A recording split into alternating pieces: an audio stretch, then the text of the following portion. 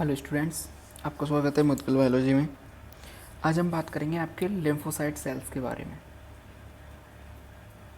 Lymphocytes sales के बारे में देखिए, जो आपका इम्यून सिस्टम है उसके अंदर बहुत सारी सेल्स पाई जाती हैं आपकी, जैसे मैक्रोफेजेस सेल्स, लिम्फोसाइट सेल्स, ठीक है, नेचुरल किलर सेल्स। तो उस ऐसे ही एक टाइप्स है आपका lymphocyte sales.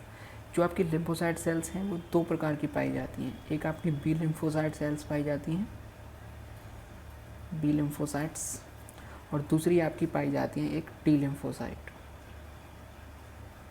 T lymphocytes cells. ठीक है, ये दो प्रकार की सेल्स आपकी मेजरली पाई जाती हैं। आज की वीडियो में हम सिर्फ वी लिम्फोसाइट के बारे में पढ़ेंगे और अगली वीडियो में हम फिर टी लिम्फोसाइट के बारे में पढ़ेंगे। यदि हम लिम्फोसाइट सेल्स की बात करें, कंप्लीट लिम्फोसाइट जो सेल्स हैं वो आपकी WBC का पार्ट है। ठीक है, तो WBC के अंदर इसका आपका 20 to 30% जो पार्ट है वो आपका लिम्फोसाइट सेल्स कहलाता है। ठीक है, यानी कि इनकी जो मात्रा है WBC के अंदर वो आपकी 20 to 30% पाई जाती है। तो अब हम बी लिम्फोसाइट की बात करते हैं। सबसे पहले हम इनके ओरिजिन की बात करते हैं कि इनका सबसे पहले इनका खोज कहाँ से हुई। ठीक है, तो इनकी खोज हुई सबसे पहले बर्ड्स के अंदर। ठीक है, पक्षियों के अंदर इनको सबसे पहले देखा गया। पक्षियों में आपकी एक ग्रंथि कह लीजिए या फिर हम कहें एक ऊतक पाया जाता है जिसका नाम है आपका बर्शा ऑफ फेब्रिकस। ठीक है, बर्सा ऑफ फेब्रिकस के अंदर ये आपकी पाई जाती थी या फिर वहीं से इनका ओरिजिन हुआ है वर्ड्स के अंदर सबसे पहले। यदि हम ह्यूमंस की या मैमल्स में यदि हम ह्यूमंस की बात करें तो ह्यूमंस में यदि एम्ब्रियो आपका होता है तो एम्ब्रियो स्टेज में ये बनती है आपकी लीवर के अंदर। ठीक है, और यदि हम मैच्योर ह्यूमन की बात करें तो उसमें आपकी बनती हैं ये बोन मैरो के अंदर या फिर आपकी टॉन्सिल्स के अंदर।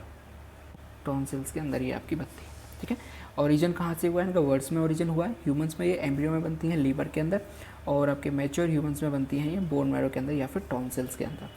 यदि हम इसके बी की बात करें कि क्यों इसको बी लिम्फोसाइट कहते हैं, तो या तो आप इसको ओरिजिन से समझ लीजिए, बर्सा ऑफ फेब्रिकस में सबसे पहले इनकी खोज हुई, या फिर बोन मैरो से भी हम इसको रिलेट कर सकते हैं। दोनों ही बी यहाँ पर इसके फर्स्ट पार्ट को डिनोट करते हैं। दूसरी हम इसकी बात करें तो ये आपकी ह्यूमिरल जो इम्यूनिटी होती है उसके बेस पर ये काम करती है। मैंने आपको दो तरह की इम्यूनिटी बताई थी, एक आपकी ह्यूमरल इम्यूनिटी, दूसरी आपकी सेल मीडिएटेड इम्यूनिटी। ठीक है, तो ये किस पर काम करती है? ह्यूमरल इम्यूनिटी के बेस पर काम करती है। यहाँ पर आपकी लिम्फोसाइट सेल्स बनती है, यानी कि बी सेल्स आपकी ह्यूमरल इम्यूनिटी के अंदर काम करती है।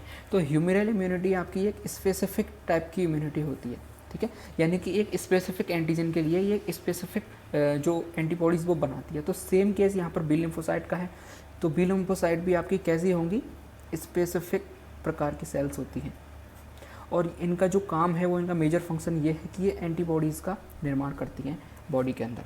अब बात करते हैं हम इनके स्ट्रक्चर की।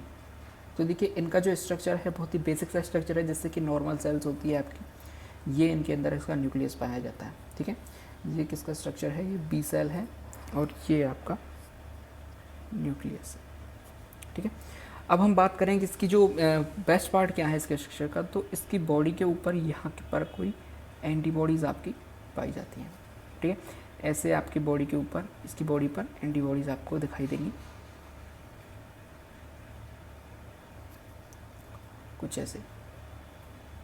ठीक है, इस तरह से एंटीबॉडीज़ की कंप्लीट बॉडी पर आपकी अटैच रहती हैं, एंटीबॉडीज़ पर बनी हुई रहती हैं। यदि हम बात करें कि एक बी सेल के ऊपर यदि हम एक मेजर आंकड़ा निकालें, यदि हम एक बी सेल के ऊपर आंकड़ा निकालें तो इसकी संख्या होती है आपकी 1.5 × 10⁵ एंटीबॉडीज़। ठीक है, यानी कि इतनी बॉडीज़ एक बी सेल के ऊपर मेजरली पाई जाती हैं। दूसरी सेल से यदि हम तुलना करें, जैसे कि आपकी नेचुरल किलर सेल्स या फिर टी सेल, तो इन दोनों कोशिकाओं की जो बॉडी होती है, सरफेस होती है, उस पर एंटीबॉडीज़ नहीं पाई जाती, इसलिए ये उनसे आपस में हम कह सकते हैं भिन्नता दिखाती है। ठीक है, क्योंकि बी सेल्स पर पाई जा रही हैं लेकिन नेचुरल किलर सेल और टी सेल्स पर आपकी एंटीबॉडीज़ नहीं पाई जाती हैं। इससे पहले जब मैंने आपको एंटीबॉडीज़ का स्ट्रक्चर बताया था तो वहाँ पर मैंने आपको बताया था कि ये जो सिरा है ये आपका COOH सिरा होता है और ये आपका एमीन सिरा होता है। ठीक है, तो आपका ये जो एंटीबॉडीज़ है ये इस सरफेस पर, यानी कि बी सेल के सरफेस पर COOH सिरे से जुड़ी हुई होगी, और जो आपका एमीन सिरा होता है यानी कि NH3 जो सिरा है आपका, ये सिरा आपका एंटीजन बाइंडिंग साइट के रूप में कार्य करता है और ये स्पेसिफिक प्रकार की जो बी सेल्स बनती, स्पेसिफिक प्रकार की ही आपकी एंटीबॉडीज़ बनाती हैं, यानी कि एक कोई भी एंटीजन होगा तो उसके लिए अलग से एंटीबॉडीज़ बनाई जाएगी। अब हम इसके फंक्शंस की बात करते हैं। देखिए कि ये फंक्शन कैसे करती है बी सेल। तो बी सेल का जो आपको फंक्शन है वो मैंने आपको बताया था कि एक विशेष प्रकार की एंटीबॉडी से तैयार करती है। तो यहाँ पर हम समझते हैं कि मान के चलिए कोई फॉरेन पार्टिकल आपका आता है, हमारी बॉडी के अंदर प्रवेश करता है, ये इसको अपनी कैच करेगी एंटीबॉडीज़, ठीक है। एंटीबॉडीज अपने एंटीजन बाइंडिंग साइट के ऊपर उसको बाइंड कर लेगी और जैसे ही वो वहाँ पर बाइंड हो जाएगा उसके बाद ये जो सेल है इसको सिग्नल मिलेगा, ठीक है, इसको सिग्नल मिलेगा और जैसे ही इसको सिग्नल मिलेगा ये जो सेल है आपकी ये प्लाज्मा सेल में कन्वर्ट हो जाएगी, ठीक है। यानी कि आपकी बी सेल है, बी सेल के साथ कोई भी एंटीजन जुड़ेगा और एंटीजन जुड़ने के बाद ये किस में कन्वर्ट हो जाएगी, आपकी प्लाज्मा सेल में, ठीक है।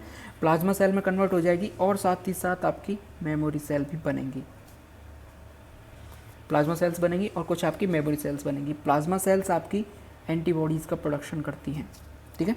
ये आपको एंटीबॉडीज़ बना के देंगी और किस तरह की एंटीबॉडीज़ हमें प्राप्त होगी, जिस तरह का एंटीजन वहाँ पर आया हो, स्पेसिफिक प्रकार का जो एंटीजन वहाँ पर आया है उसी प्रकार की एंटीबॉडीज़ यहाँ पर तैयार होंगी और इसके बाद आपकी कोशिकाएं मेमोरी सेल्स में कन्वर्ट हो जाएंगी। और मेमोरी सेल्स इस प्रकार की कोशिकाएं होती हैं कि इनके अंदर मेमोरी बनी रहती है किसी भी एंटीजन की।